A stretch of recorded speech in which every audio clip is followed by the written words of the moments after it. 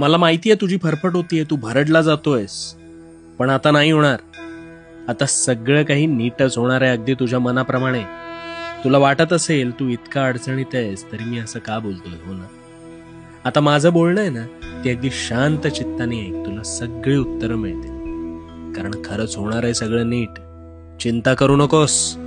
चिंता तुझ्या नकळत तुला जिवंत जाळते, पण तरीही तू तिलाच उगाच कवटाळतोस.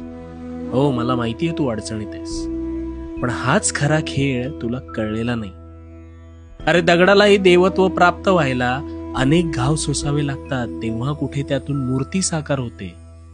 पण मग ह्या उपरोक्ष तू तर माणूस आहेस, मग तुला सुद्धा या अवघड गोष्टींना सामोरं जावं लागलं म्हणून वाईट वाटून घेऊ नकोस. हिरा आहे ना, हिरा हा अनेक घाव सोसतो तेव्हा कुठे त्याला किंमत प्राप्त होते.